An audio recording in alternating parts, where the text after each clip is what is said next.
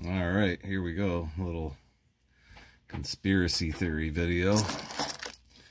And again, I'm not doing this as a means of saying, oh, look at how shitty these guys are, or whatever. I'm actually doing this as a means of my own curiosity, because I could never get a definitive answer as to what type of capacitors these are, other than I was told they were made in-house. So as you can see, this is a can capacitor, and it is just a 50-50 microfarad capacitor, like you would see any other 50-50 can capacitor. It is generic, and I want to see what's inside of it.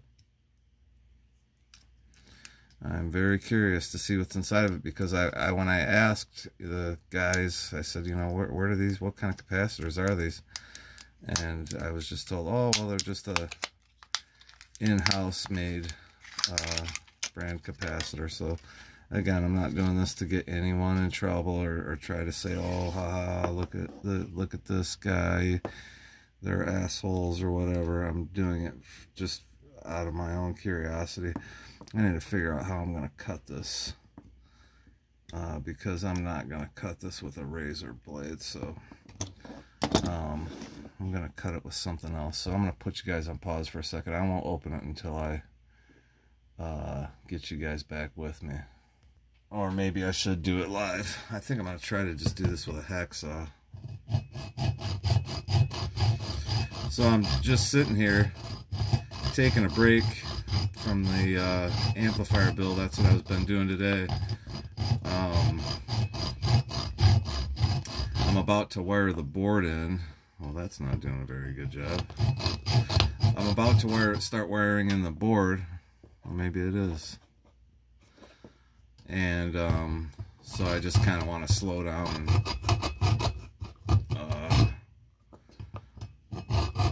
double check, triple check things. If you watched my video yesterday, you guys may have spotted what I spotted while on camera. I spotted the fact that I had not soldered in the hot wire for the 120 volts. So that's what I'm kind of going over, is all those things. Plus you gotta, you know, you're adding little wires here and stuff, everything that's going to go to the board. And, you know, some of it you have to keep in mind if you're ever going to pull the board out.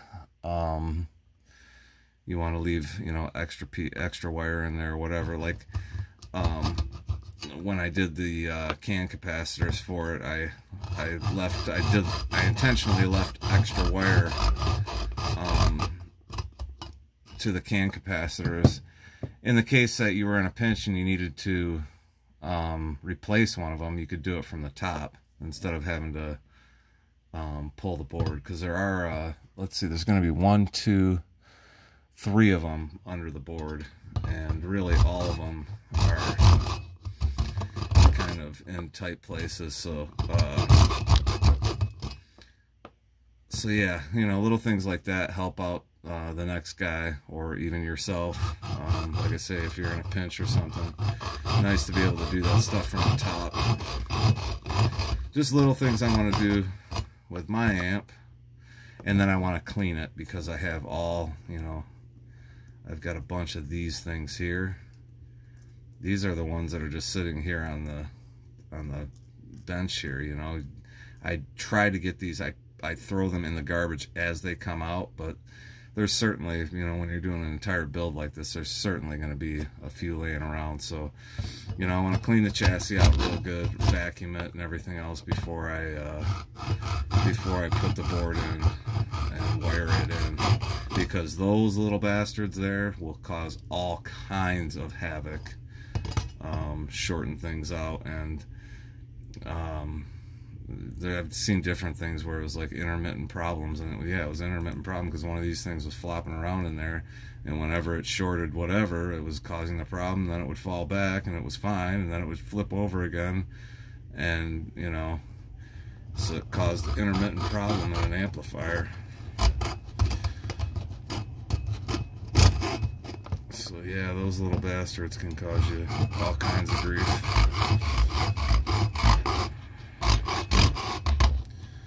I mean, it looks like the casing on it and everything is what you would expect.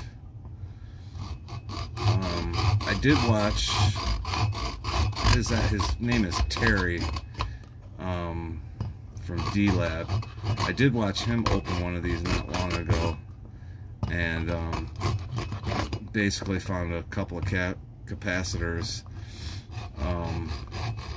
welded together and shoved up inside of it. Now, there are people that do that. They just as a means of trying to keep an amp original or whatever, they will just take a couple of electrolytic capacitors, weld them together, and then put them back up in here. That's really not the way to do it. But I mean, if you really want it to be that, you know, good, or if it's that important to you. I mean, I guess what I'm trying to say is, if it's that important to you that you want the original capacity, the original cans in there. There are companies that do reproductions of capacitors and all kinds of things. Anyway, here we go. We got this thing opened up, so so there it is. There it is. That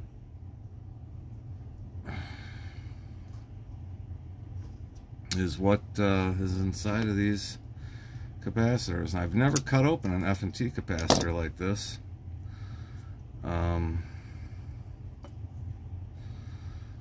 But that's what you're getting when you open these up. And these are just, they're in-house made, custom. You can feel the oil and film capacitors. Wow, interesting. So because we didn't find you know, a couple of electrolytics welded up together, we actually found this. I will tell you, this is from the Holy Grail capacitors that come from Soriatone, and they are certainly in-house made capacitors. I mean, I don't know, you guys tell me if you see something really weird about this or not. But that's what's inside a Holy Grail capacitor. I'm glad I did not find, I didn't think I would find something really weird, because everything else has been, you know, so good with these guys. They don't seem to mess around when it comes to parts. They have some type of, now I assume, because I was told that these are also in-house made, because these blue capacitors here are also the Holy Grail branded capacitors, and then the rest of them are tube amp doctor, with, you know, aside from those orange drops.